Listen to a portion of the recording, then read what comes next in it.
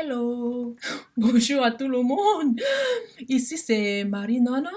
Je suis camerounaise d'origine. Je vis au Royaume-Uni, dans la ville d'Édimbourg, dans la ville d'Édimbourg, dans la ville d'Édimbourg. Oui, je suis une chrétienne née de nouveau et j'ai donné ma vie au Seigneur quand il y a de cela 28 ans, en 2010.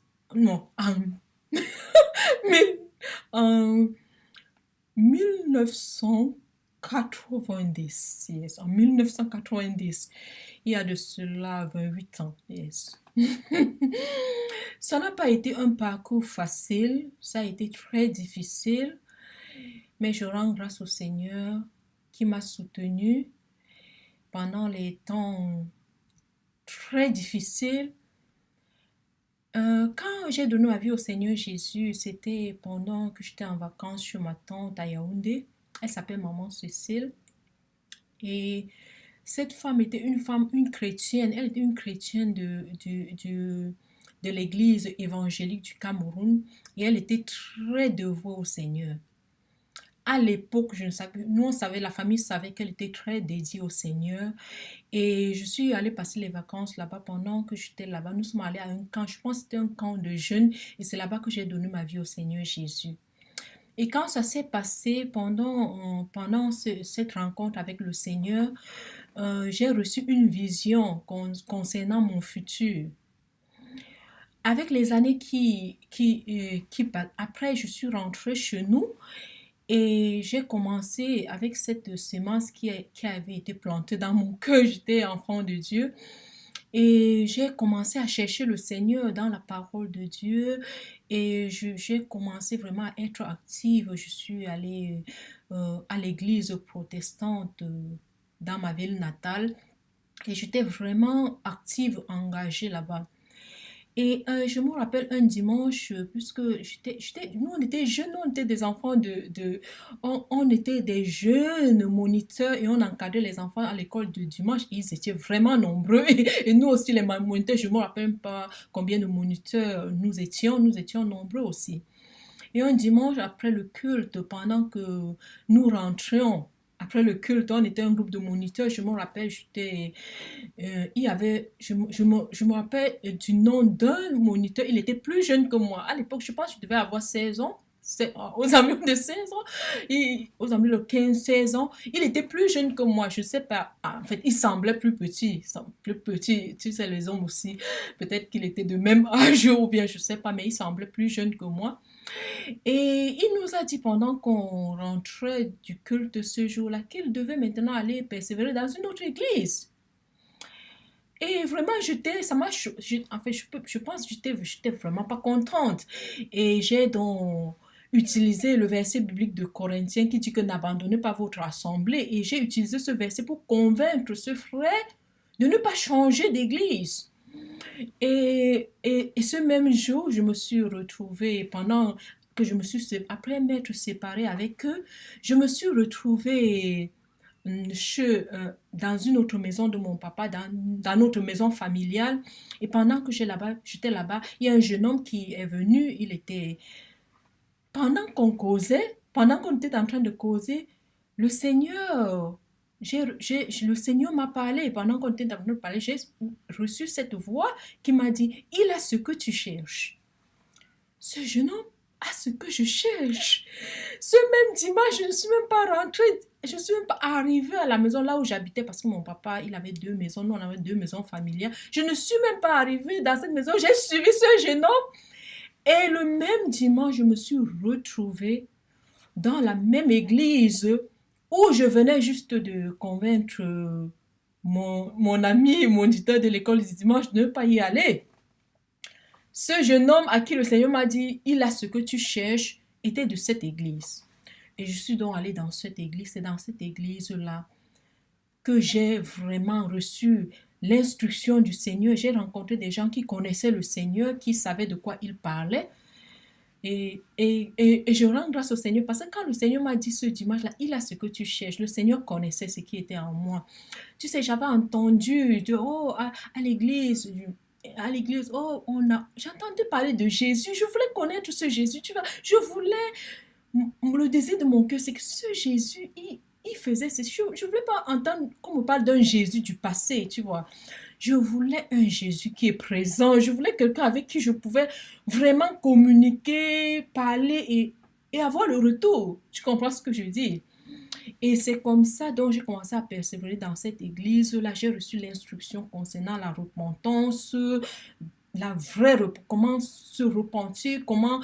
Et c'est là-bas que j'ai reçu beaucoup du Seigneur et je rends grâce au Seigneur pour cela et je remercie particulièrement ces mamans que le Seigneur a utilisées dans cette église-là pour me former dans la vie de prière. Parce que aujourd'hui, je comprends pourquoi le Seigneur m'avait fait partie dans cette église-là à cause de ce qu'il avait en projet pour ma vie. Et je rends grâce à Dieu pour cela. Parce que c'est que le Seigneur est si sage et savant. Il est si merveilleux. La formation que j'ai eue dans cette église, parce qu'ils ont la formation pour la prière. Et je remercie le Seigneur pour cette formation que j'ai eue dans l'église avec ces mamans qui m'ont formé dans la vie de prière, dans l'intercession, qui m'ont formé dans la vie de prière. Je rends grâce à ces mamans, maman Janine, maman Marie-Nana, maman Christine, la feu, maman Monique, maman Hélène. Je remercie Dieu pour toutes ces mamans. Que Dieu vous bénisse. Vous avez été une bénédiction pour ma vie. Vous m'avez formé dans la prière, dans l'exhortation, et je bénis le Seigneur pour tout ce qu'il a déposé en vous. Et vous avez investi en moi toutes ces années sans connaître le merveilleux plan que le Seigneur avait pour ma vie. Béni soit le Dieu glorieux. Notre Dieu est magnifique. Je suis passée par le feu. Dans cette même église. Oh my goodness. Ça a été si dur, ça a été si dur. Et je remercie le Seigneur qui a été fidèle. Parce que cette vision qu'il m'avait donnée avant même que je ne sois dans cette église est restée plantée dans mon esprit. Et je me suis accrochée. Et je remercie le Seigneur pour la parole de Dieu. Je remercie le Seigneur pour le pasteur Nestor Tokia. Cet homme qu'il a suscité, je remercie le Seigneur pour sa fidélité. Pour sa fidélité. Je remercie le Seigneur parce qu'il m'a enseigné, malgré tout, il m'a enseigné. Je me rappelle ce verset biblique qu'on nous a enseigné que les chrétiens de Béret examinaient les Écritures chaque jour pour savoir si ce qu'on leur disait était exact. Et je remercie le Saint-Esprit qui avait gravé dans mon esprit, fais de l'Éternel tes délices et il te donnera ce que ton cœur désire. Malgré toute la tempête, la nuit noire, les épreuves, les tribulations, c'est-à-dire ce verset s'est accroché à mon esprit. Je savais que le plan de Dieu s'accomplira dans ma vie. Et je remercie le Seigneur. Le plan pour ma vie, je sais qu'il y a des gens qui sont dessus par rapport à ma vie. Il y a beaucoup de membres de ma famille qui sont dessus par rapport à ma vie. Je ne suis pas mariée, je ne suis pas riche selon le monde. Oh my goodness, je suis heureuse. J'ai Jésus. Et je ne l'ai pas religieusement. Il est mon ami. Il est mon ami. Ce que j'ai aspiré des années, cette relation intime avec le Seigneur, je jouis de cette relation. Et c'est la chose la plus importante. Je ne pourrais trafiquer ça pour rien. Surtout pas pour la saleté de ce monde. Jésus est merveilleux. Et continuons. Voilà donc, avec ma vie de combat, bataille, j'ai passé ma vie à batailler. C'est-à-dire que l'ennemi, tout, j'ai passé ma jeunesse dans les combats. Finalement, comme Dieu fait ces choses, il a décidé que c'était le temps donc de quitter mon pays. Moi-même, tu sais, parfois quand le Seigneur fait les choses, nous ne connaissons même pas. Nous ne comprenons pas. Nous luttons avec le Seigneur parce que nous ne le comprenons pas. J'ai lutté. C'est quand enfin j'ai quitté le pays que j'ai compris ce que le Seigneur était en train de faire. Le temps était le temps était passé. J'avais reçu dans cette église la formation dont j'avais besoin. Le Seigneur m'avait donné. C'était le moment de move on, comme les Anglais disent, d'avancer. Et je faisais tout pour m'accrocher, pour m'accrocher. Le Seigneur disait que ma fille, c'est le temps de partir. C'est le temps de placer Paul à la nouvelle étape de sa vie. Et c'est comme ça que je me suis retrouvée au Royaume-Uni en 2011. Quand je suis arrivée ici, 7 mois après, 2011, 7 mois après, j'étais en phase d'entrer dans une autre période noire de ma vie. On appelle ça la vallée de l'ombre de la mort. Je pense que la Bible appelle ça la vallée de l'ombre de la mort. Pendant que je m'apprêtais à entrer dans cette vallée, oh, est-ce que je savais? Je ne le savais pas. Mais le Seigneur est si bon, il le savait. Il m'a bousculé, c'est-à-dire que j'ai été bousculée carrément, il m'a bousculé. Je suis arrivée ici, j'ai eu la grâce d'avoir une jeune, beautiful femme camerounaise qui m'a reçue chez elle, toute merveilleusement. J'ai été très bien reçue ici par cette camerounaise. Mais quand le moment du Saint-Esprit est venu, que le Saint-Esprit a que je dois quitter, je suis quittée. Je suis quittée de chez elle. Et c'était le plan de Dieu. Je ne pouvais pas rester. Je devais partir parce que le Seigneur ne voulait pas que je dépende de quelqu'un. C'était ça son plan. Il voulait que j'apprenne à lui faire confiance. Il voulait que je ne compte que sur lui, que je comprenne que personne d'autre, rien que lui. Je suis arrivée à cette étape. Et dans la prochaine vidéo, je vais continuer à vous donner mon témoignage.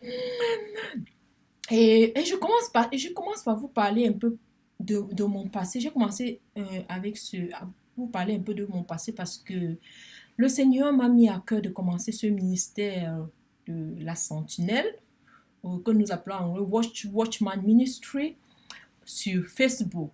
Donc, quel est le plan du Seigneur? Le Seigneur est en train de préparer à travers le monde comment on dit ça en français encore? des intercesseurs, yes. Des intercesseurs. Et je sais, vous êtes là-bas. Et toi, si tu es un intercesseur, tu le sais. Et sur cette plateforme, sur Facebook, Jésus a dit que ma maison sera une maison de prière pour toutes les nations. Pourquoi pour toutes les nations? Il n'a pas dit que ma maison sera une maison de prière pour l'église. Il a dit pour toutes les nations. Sur ce Facebook account, sur ce Facebook ministry que je suis en train de commencer maintenant, nous allons prier.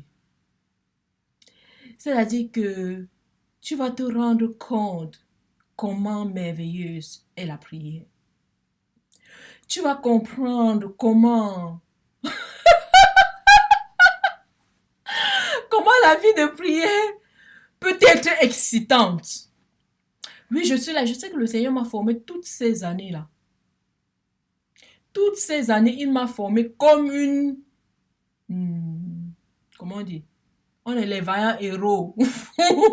Comme une seule... Oui, comme un héros. Pour réveiller tous ces héros qui sont endormis là dehors. Pendant que les nations sont en train de s'écrouler. Pendant que les hommes sont en train d'aller en enfer. J'ai été préparé pour ça. Pour que tu te réveilles, toi qui dors. Et pour que tu comprennes que la vie de prière peut être aussi excitante qu'un champ de bataille. Si excitante, surtout quand elle est motivée par l'amour. L'amour pour les âmes perdues. L'amour pour l'église qui s'endort. L'amour pour l'église qui s'est égarée du droit chemin. et qui s'est enchaîné avec les lois religieuses et traditionnelles. Oui, c'est le temps de se réveiller. C'est le temps de prier. C'est le temps d'être plus que vainqueur. Que Dieu te bénisse. À la prochaine.